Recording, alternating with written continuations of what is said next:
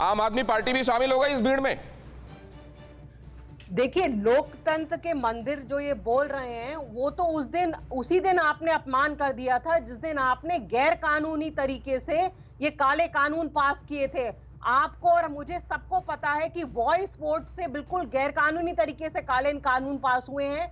वो किसान जो 8 महीने से बैठा हुआ है, उसकी बात सुनने की किसी के पास समय नहीं है। उनको आप मवाली बोल रहे हैं, खालिस्तानी बोल रहे हैं। इस देश की 60% जनता जो है वो किसानी पर निर्भर है, और उन किसानों के बारे में आप कोई चर्चा नहीं करना चाहते हैं। वो बैठे हुए हैं कब से वहां पे। 600 किसानों की मौत हो गई है। उन 600 किसानों की मौत का भी आपको कोई शौक नहीं है। और वैसे आप कहते हैं, जब आपने अपने मैनिफेस्टो में लिखा कि हम किसानों की आय दुगनी कर देंगे, क्या किसानों की हालत हुई है आपके कार्यकाल में? और जहां तक बजट का सवाल है, आपके पास 300 करोड़ रुपए हैं पेगासस के ऊपर खर्च करने के लिए, अपने ही नागरिकों की जासूसी करने के लिए आपके पास पैसा है। लेकिन जहां पर आप व्यवस्था चला रहे हैं, मुझे दिल्ली असेंबली का भी याद है, वहां कैसे विजेंद्र गुप्ता को टांगा टोली करके बाहर ले जाया गया था मार्शलों की तरफ से। आप किस तरह का व्यवहार यहां चाहते हैं, और क्या आप जिस तरह की अपेक्षा रखते हैं उस तरह का व्यवहार आप यहां रखते हैं सदन के अंदर? बिल्कुल बिल्कुल गौतम जी, अगर कोई वैलिड मुद्दा है तो उस पे डिस्कशन होना चाहिए। जब पूरा विपक्ष कह तो उसका तरीका यह है कि टेबल पे चढ़ जाएं, रूल बुक फाड़कर फेंकें सभापति की कुर्सी की तरफ। सारे तरीके अपना लिए विपक्ष ने। आप पेगासस पे डिस्कशन करने के लिए तैयार नहीं है, आप किसानों पे डिस्कशन करने के लिए तैयार नहीं है, और आप मेरे सवाल का जवाब भी देने के लिए तैयार नहीं है। रीना जी, मैं आपके पास वापस लौटता हूं। मैं ये कह रहा हूं कि अगर सरकार ने वो किया, आप उसके लिए लगातार आलोचना कर रहे हैं, और वो आपका अधिकार है, वो आपको करना चाहिए, लेकिन उसका तरीका ये होना चाहिए क्या जो दिखा हमको सदन में? और वैसे में अगर सभापति खड़े होकर खेद प्रकट कर रहे हैं तो क्या उनके आंसुओं को धृतराष्ट्र के आंसू कह देना चाहिए क्या? मैं वरिष्ठ पत्रकार हैं प्रदीप सिंह जी के, उनके पास जाता हूं। प्रदीप सिंह जी, क्या है संसदीय परंपरा का इतिहास, और ये क्या वाकई अभी तक ये नेगेटिव प्रतिमान है क्या जो स्थापित किया गया है, या इसके पहले भी हो चुकी हैं चीजें?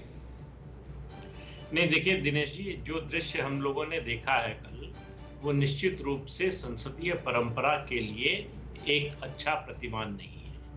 वो ये दृश्य जब दुनिया भर में जाएगा तो भारत के जनतंत्र के बारे में क्या छवि बनेगी, इसकी आप कल्पना कर सकते हैं। जिन लोगों ने ये किया है वो माननीय सांसद होने के योग्य नहीं है। ये व्यवहार किसी सांसद का नहीं हो सकता। संसद में विरोध करना, हंगामा करना, शोरगुल करना, वेल में जाना, ये सब सांसदों का अधिकार है, लेकिन हर अधिकार एक जिम्मेदारी के साथ आता है। एक लक्ष्मण रेखा होती है कि यहां तक जाएंगे, इसके बाद नहीं जाएंगे। दूसरी बात, जब भी आप कोई रणनीति बनाते हैं वो संसदीय मामलों में नहीं, लेकिन वो कह रहे हैं कि क्या लक्ष्मण रेखा सब हमारे लिए है? सरकार हठधर्मिता कर रही है, मुद्दों पर बहस करने के लिए सामने नहीं आ रही है, तो हम क्या करें? नहीं, वही मैं कह रहा हूं, जब आप रणनीति बनाते हैं, वो संसद में हो, संगठन में हो, या आप कोई टीम गेम खेल रहे हैं उसमें हो, तो लक्ष्य क्या होता है? जीतने का। दूसरा आपका ध्येय क्या होता है कि अगर जीत नहीं सकते तो कम से कम बराबरी पर छूटे। हारने का लक्ष्य लेकर कोई संगठन, कोई नेता, कोई टीम नहीं उतरती है। मैं पूछ रहा हूं कि 19 जुलाई से आज तक के हंगामे से विपक्ष को हासिल क्या हुआ?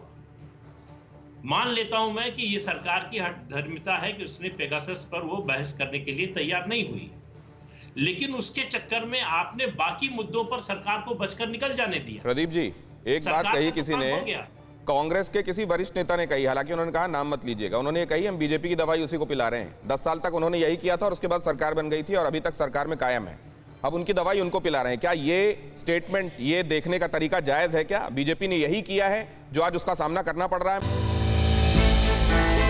हमने की गलती फिर एक बार, कोरोना ने किया दोबारा प्रहार। मास्क, 2 गज दूरी, करें अपनी सुरक्षा पूरी। कोरोना टीका हम सबको लगाना है, मिलकर साथ समझदारी से कोरोना को हराना है।